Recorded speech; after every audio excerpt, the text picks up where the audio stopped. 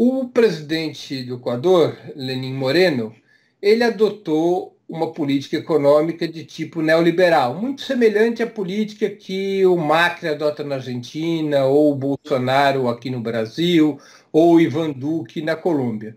Essa política foi aprofundada nos últimos dias quando ele retirou os subsídios do combustível, fazendo com que disparasse o preço da gasolina.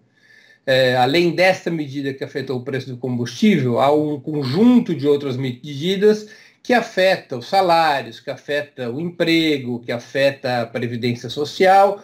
Repito, numa clássica política neoliberal. Essas últimas medidas provocaram uma forte rebelião popular, que pode ser vista especialmente em Quito, mas também em outras cidades do país. Há uma rebelião urbana, uma rebelião de trabalhadores, de estudantes e também uma rebelião indígena, porque as políticas do governo Lenín Moreno foram restringindo as políticas sociais voltadas aos povos indígenas, que era uma das marcas fortes do governo anterior de Rafael Correa. Se suspende imediatamente essas medidas, em especial o aumento do preço dos combustíveis, e que se adote uma nova política econômica.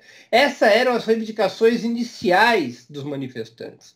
A repressão desencadeada pelo governo Lenín Moreno, com a decretação do estado de emergência, mudou o patamar dessas reivindicações. O que hoje os manifestantes querem é a derrubada do governo.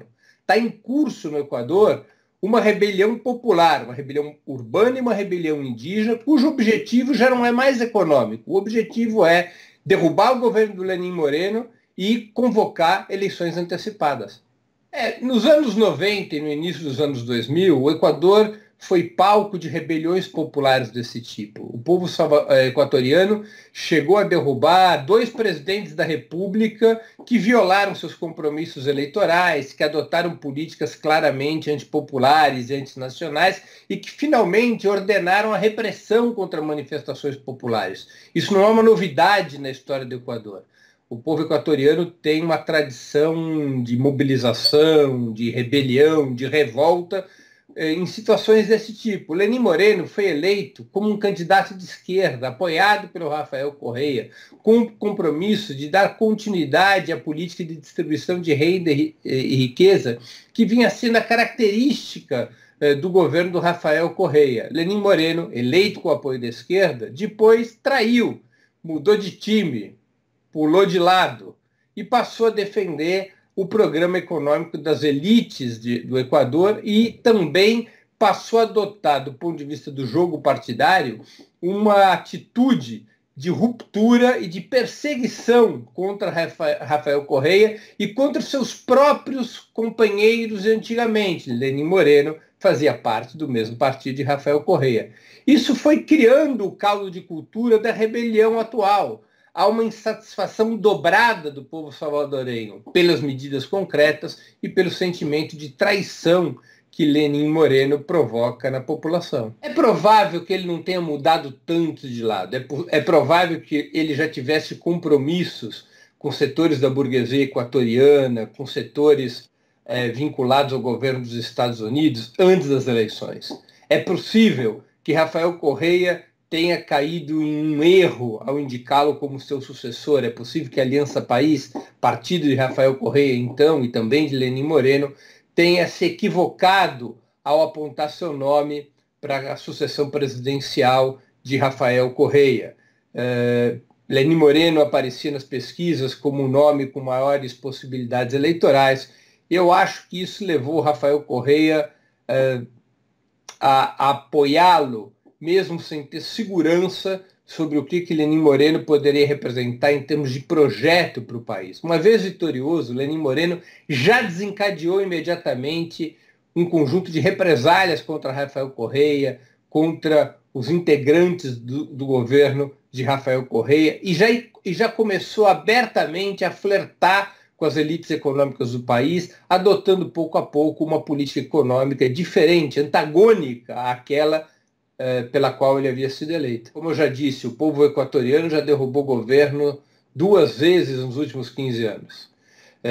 a unificação entre a rebelião urbana e a rebelião indígena pode tornar completamente incontornável a situação para o governo. O governo já revela enormes dificuldades de preservar uma política repressiva contra as manifestações. Lenín Moreno teve que transferir seu governo na prática de Quito para Guayaquil, que é uma cidade na qual ele se sente mais seguro, porque é onde as forças de direita têm maior influência. Na prática, Lenín Moreno não consegue conter as manifestações e a greve geral convocada para amanhã é possível que seja a gota d'água que leve à derrubada do seu governo e a uma decisão legislativa que antecipe eleições presidenciais. Como ocorre na Argentina, no Brasil ou na Colômbia, para ficarmos apenas em 3 exemplos que nos são mais conhecidos.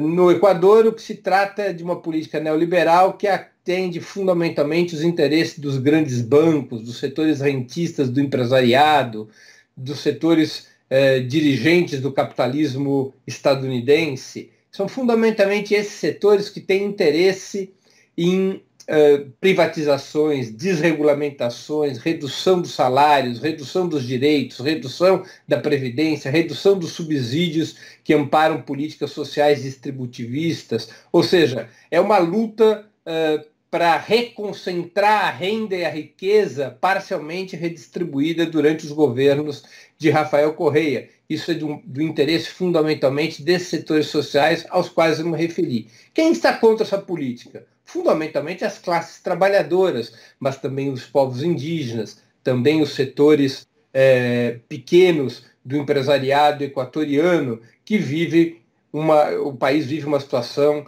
de estagnação, de recessão econômica, de retrocesso em relação ao cenário do período Rafael Correa. Há um embate de projetos e classes sociais em função deste desenho, o capital financeiro contra as classes trabalhadoras.